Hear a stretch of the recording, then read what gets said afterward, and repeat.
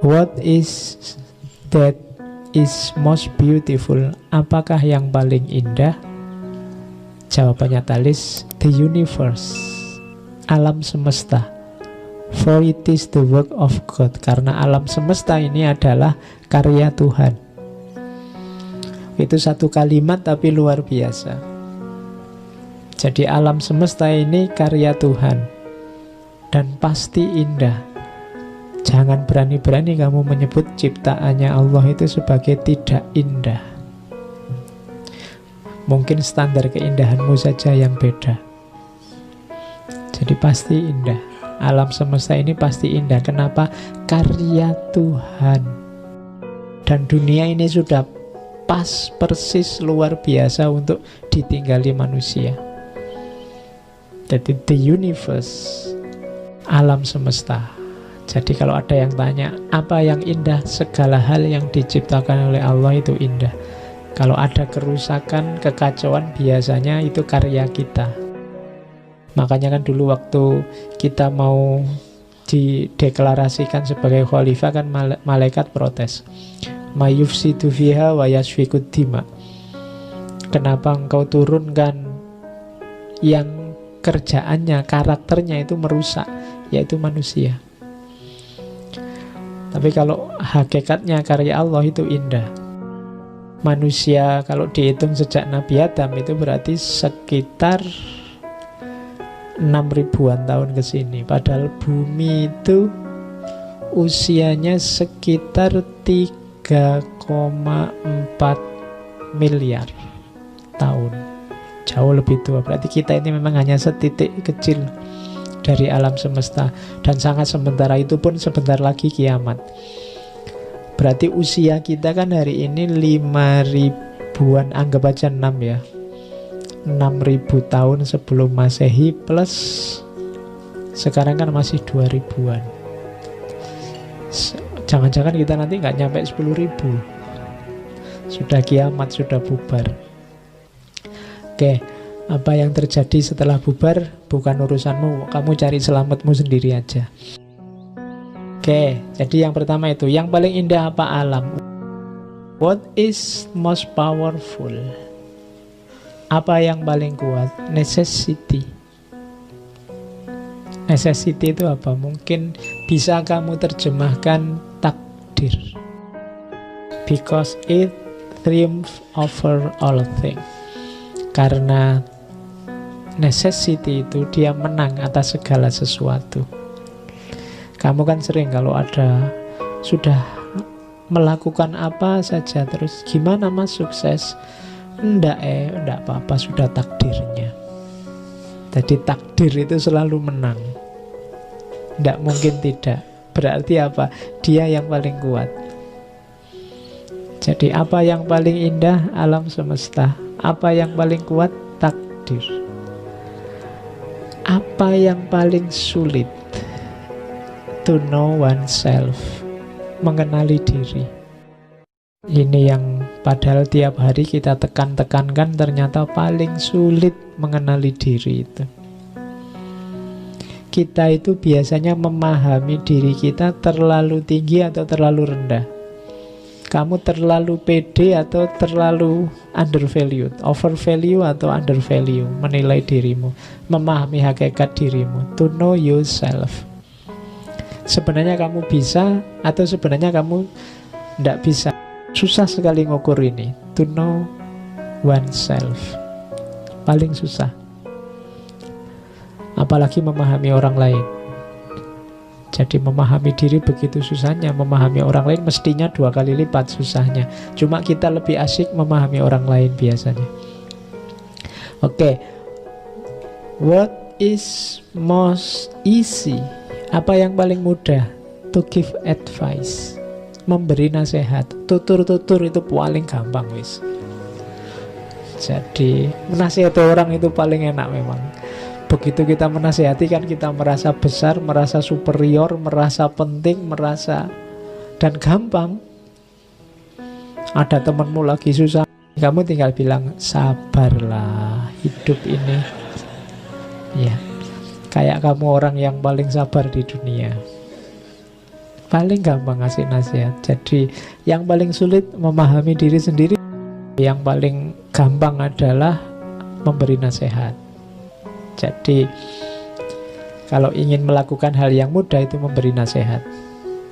Mendengarkan nasihat itu susah, tapi memberi nasihat gampang. Oke. Bagaimana caranya kita hidup yang baik?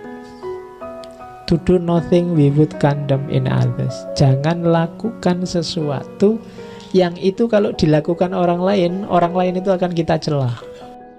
Kalau ada orang nyopet kita marahi, ya jangan nyopet. Kalau ada orang maki-maki kita tidak suka, iya jangan maki-maki. Rumusnya cuma itu, katanya Thales. Saya ini harus hidup yang gimana sih? Hiduplah dengan cara jangan melakukan apa yang kalau dilakukan orang lain kamu tidak suka. Berarti hidupmu sudah baik kalau kamu sudah bisa mewujudkan itu. Kemudian, what is necessary to happiness? Apa kuncinya kebahagiaan? A sound body and a contented mind. Badan yang sehat dan jiwa yang stabil. Badan sehat itu pasti, jiwa stabil ya. Ya sehat lahir dan batin, kamu pasti bahagia.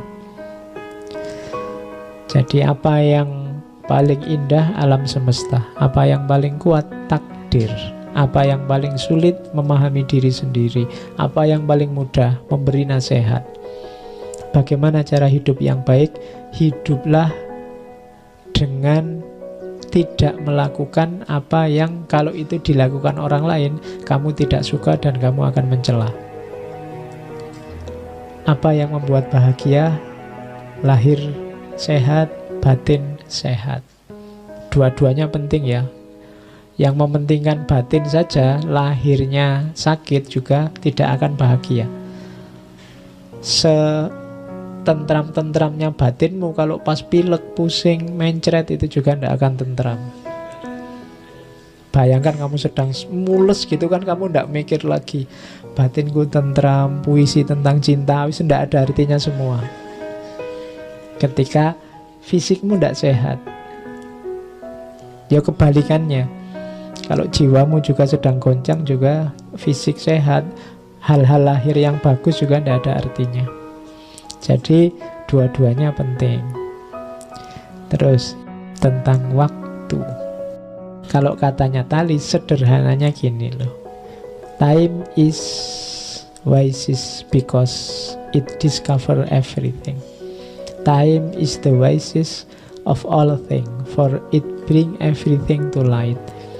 Waktu adalah yang paling bijaksana karena waktu yang menemukan semuanya. Dan yang kedua, waktu adalah yang membuat segalanya bercahaya, semuanya selesai.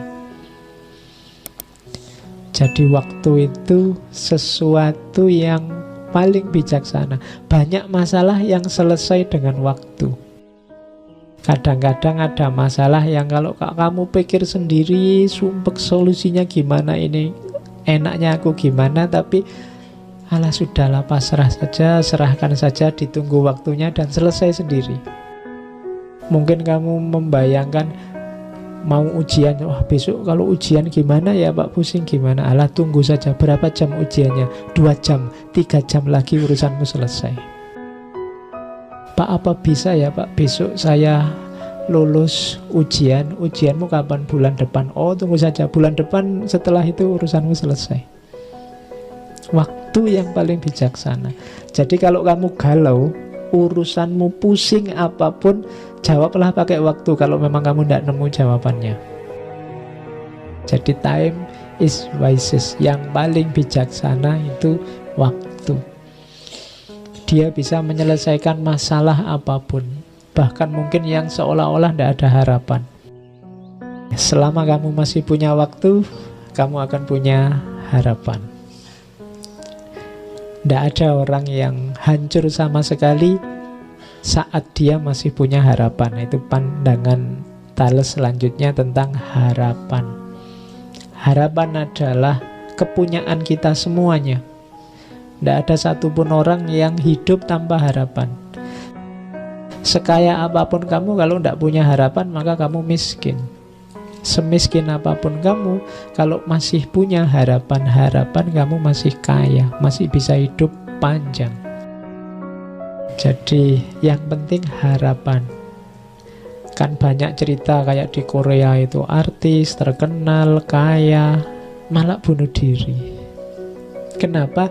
Dia sudah tidak punya harapan lagi. Apa saja dia punya, hanya satu yang tidak dia miliki, harapan. Hidupnya merasa buntu, stuck, tidak bisa berkembang lagi. Kadang-kadang mahasiswa itu yang sudah lulus lebih sumpek daripada yang tidak lulus-lulus. Kenapa? Yang tidak lulus-lulus masih berharap bisa lulus. Sementara yang sudah lulus, lah terus aku mau ngapain ini?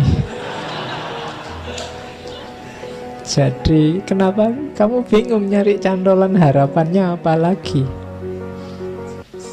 Jadi kalau masih ada, kamu tidak lulus kan masih ada targetnya. Saya pengen lulus Pak, pengen segera lulus, masih ada targetnya, ada yang diharapkan. Tapi begitu harapan terpenuhi, kalau kamu tidak punya target lagi, ya kamu bingung hidup mau apa lagi. Jadi kuncinya ternyata harapan. Dan harapan berarti ada hubungannya tadi dengan waktu. Waktumu pasti masih ada sepanjang kamu punya harapan. Dan selama kamu masih punya waktu, masih ada kesempatan untuk apapun yang kamu harapkan.